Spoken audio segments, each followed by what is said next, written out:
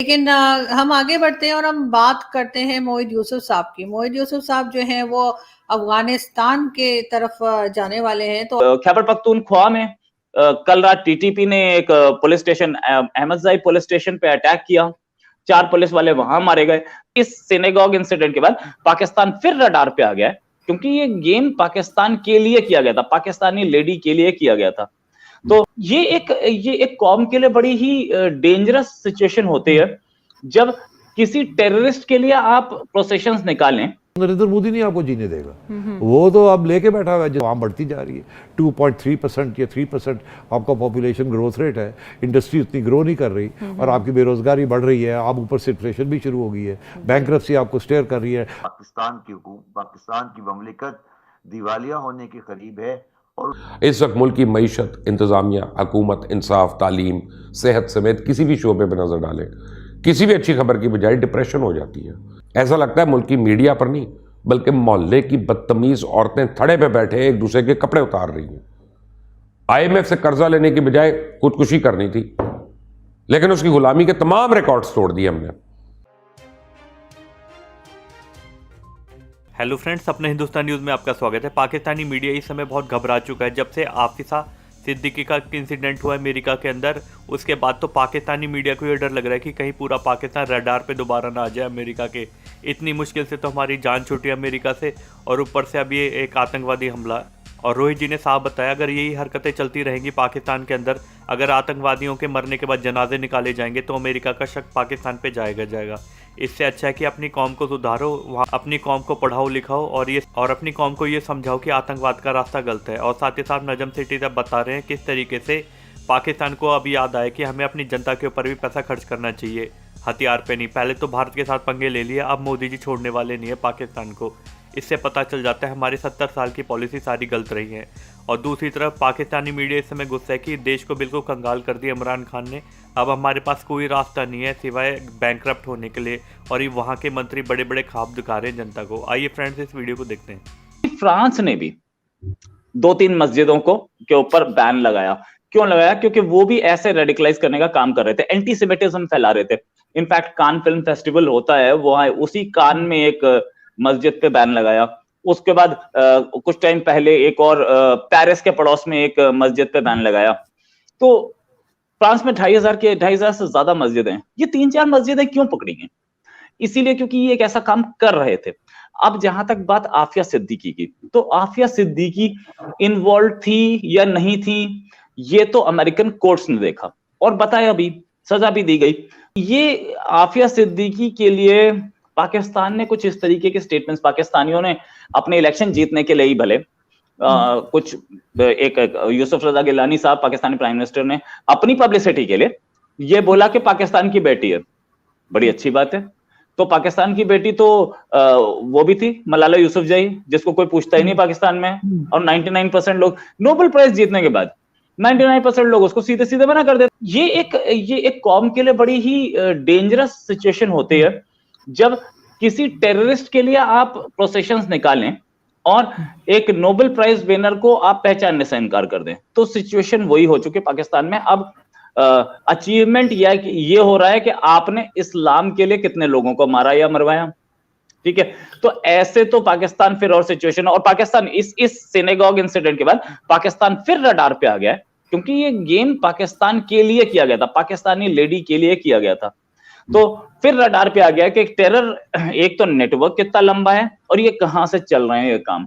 तो इस पर ये आफिया सिद्दीकी का क्या? नहीं रोहित जी, मैं वही आपकी बात से ही एक चीज पूछना चाह रही थी कि जैसे आपने कहा पाकिस्तान एक बार फिर रडार पर आ गया है, तो अब इस इंसिडेंट के बाद सारी दुनिया अब किस तरह देखेगी, और क्या ये चीज जो है हमें FATF में भी नुकसान कर सकती? बाकी चीजें जो हमें मुख्तलिफ कंट्रीज की तरफ से जो बातें की जाती हैं, क्या वो एक बार फिर पाकिस्तान के लिए एक नया मसला खड़ा हो जाएगा? तो अगर ऐसा होगा वाकई में, अगर कोई प्रॉब्लम खड़ा हो, इसका मतलब है कि ये सब कुछ पाकिस्तान गवर्नमेंट ने तो नहीं कराया, कोई ऐसा है जो अपने तौर पे ये कर रहा है? क्योंकि जाहिर है गवर्नमेंट तो पहले ही, जिसे कहना चाहिए कि उनकी तो नाक तक पानी आ चुका है और उनको समझ में नहीं आ रहा कि वो इकोनॉमी को कैसे संभालें और बाकी चीजों को कैसे सही करें।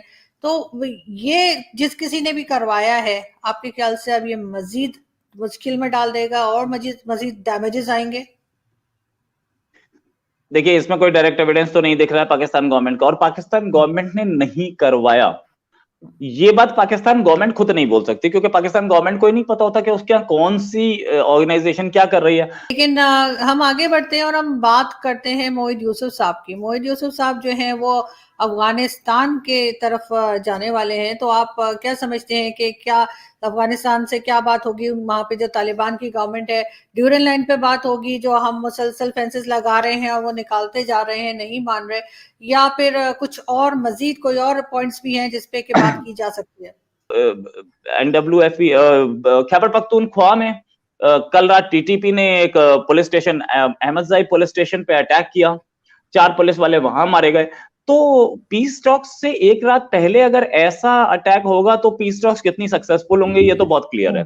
मुझे भी समझ में आ रहा है और सबको समझ में आ रहा है कि अटैक्स हुए हैं और बीच में, दोनों के बीच में कंडीशन सीरियस है, दोनों के बीच में बातचीत, ट्रस्ट नहीं है बहुत ज्यादा। तो कितना सक्सेसफुल होगा वी डोंट नो। 70 साल के अंदर इश्यू एक ही रहा है कि दुश्मन बैठा है, वो हमें तोड़ना चाहता है, वो हमें मारना चाहता है, इसलिए हमें फौज को पैसे दे के फौज तकड़ी करनी है, न्यूक्लियर प्रोग्राम करना है, जहाज खरीदने, ये करना है, वो करना है। जी, तैयार रहना है हर वक्त किसी हमले तो फिर नॉर्मलाइजेशन कैसे हो सकती है? जी। अच्छा, अब उसमें लोग कुछ कहेंगे कि जी वो इंडिया जो है वो ये करता है, ये करता है, ये करता है। तो मेरा हमेशा ये मौक़िफ़ रहा है कि यहाँ बहुत से ऐसे मौक़े आए हैं जबकि इंडिया के साथ नॉर्मलाइजेशन हो सकती थी। मिसाल मोहतरमा बेनज़ीर भुट्टो के ज़माने में हो सकती थी, नवाज शरीफ साहब के नवाज शरीफ साहब के ज़माने परवेज़ में, मुशर्रफ साहब ने एफर्ट की, मुशर्रफ साहब ने खुद एफर्ट किया। जी। तो क्यों नहीं हुई? इसीलिए नहीं हुई कि उस वक्त हर वक्त इस्टेब्लिशमेंट जो थी वो उसने होने नहीं दी, क्योंकि वो यही मसला है कि वो होने नहीं देते। आवाम बढ़ती जा रही है, 2.3% या 3% आपका पॉपुलेशन ग्रोथ रेट है, इंडस्ट्री उतनी ग्रो नहीं कर रही और आपकी बेरोज़गारी बढ़ रही है, आप ऊपर से इन्फ्लेशन भी शुरू हो गई है, बैंकरप्सी आपको स्टेयर कर रही है, कर्जे आपके गले पड़े हुए हैं, तो फिर आवाम का क्या होगा? तो फिर फैसला ये हुआ कि अब कुछ करना पड़ेगा। कि भाई क्या करना पड़ेगा? ये नहीं कि गन्स जो हैं, जो बजट गन्स के ऊपर खर्च होता है उसको कम किया जाए, नहीं, वो तो कम हो ही नहीं सकता, ठीक है, दुश्मन दुश्मन दुश्मन। तो फिर क्या है कि मक्खन थोड़ा सा बनाना पड़ेगा कहीं से। अच्छा, इकोनॉमी ठीक कर लें, इकोनॉमी जो है उसको ठीक किया जाए। सेट कर लें। 70 साल से तो इनको इकोनॉमी ठीक नहीं हुई, तो अब कैसे कोई ऐसी चीज करेंगे? जादू है इनके पास, इकोनॉमी कैसे ठीक करेंगे? तो अब और मुश्किल हो गया, अब तो नरेंद्र मोदी आ गया वहाँ, वो तो अब ये चाहें भी कि थोड़ी बहुत नॉर्मलाइजेशन हो जाए, कोई तजारत शुरू हो जाए, कोई आमदन, ताकि जंग का जो खतरा है वो दूर हो जाए, ताकि हम थोड़ी सी तवज्जो दे दें किसी और चीज़ की तरफ, सारे पैसे जो है इधर ना जाएं उधर ना, तो वो तो नरेंद्र मोदी नहीं आपको जीने देगा, वो तो अब लेके बैठा हुआ है, तो आप ट्रस्ट ही नहीं कर सकते। तो मैं क्या देखते हैं कि हमारे ऊपर किस किस्म के गहरे बादल जो हैं वो मंडला रहे हैं? पाकिस्तान की ममलिकत दिवालिया होने के करीब है, और बात यह है सर कि पाकिस्तान की मईशत जिस हालत में खड़ी है उसमें मुझे कोई बुनियादी तब्दीली शॉर्ट टर्म के मेजर से होती हुई नजर नहीं आ रही, और ये हालात बदतदरीज खराब होते जाएंगे। इस वक्त मुल्क की मईशत, इंतज़ामिया, हुकूमत, इंसाफ, तालीम, सेहत समेत किसी भी शोबे पर नज़र डालें, किसी भी अच्छी खबर की बजाय डिप्रेशन हो जाती है। लेकिन अल्हम्दुलिल्लाह रब्बिल आलमीन, हमारे मुल्क और इस पर हुकूमत करने वाले लोगों के मुशीर इतने ज़्यादा सच बोलने वाले हैं कि वो सच बोलने से बाज ही नहीं आते, चाहे इसके लिए इनकी अपनी अकल पे शक क्यों ना हो। हमारे मुल्क में एक इम्पोर्टेड मुशीर है, शहबाज गिल, मौसूफ पहले तो अपोजिशन की औरतों के जोड़ों तब के तस्वीर करते हैं, अब फरमाते हैं according to Bloomberg's forecast for 2022, Pakistan's economy is expected to grow more than US, UK, Germany and many other countries, इंशाल्लाह। कोई है तुक की बात? ये कुछ समझ आई आपको ये बात कि 2018 में हुक्मरान कहते थे 2019 में सब ठीक हो जाएगा, 19 से 20 का लॉलीपॉप दिया, फिर चर्चा भी किया कि मईशत तो सही सिमत गामजन हो गई है, स्टेट बैंक अलग बात है कि गिरवी हो गया, FBR का चेयरमैन हम सही काम नहीं कर रहा और हमें डिलीवर नहीं हो रहा, लेकिन मईशत सही जानिब है। और 2021 में अवाम की कमर तोड़ने के बाद कहते हैं 22 में सबको ठीक हो जाएगा, 22 में ठीक ना हुआ तो नया निज़ाम ले आएंगे और वो निज़ाम सबको ठीक कर। ऐसा लगता है मुल्क की मीडिया पर नहीं बल्कि मोहल्ले की बदतमीज़ औरतें थड़े पे बैठे एक दूसरे के कपड़े उतार रही हैं। IMF से कर्जा लेने की बजाय खुदकुशी करनी थी, लेकिन उसकी गुलामी के तमाम रिकॉर्ड्स तोड़ दिए हमने।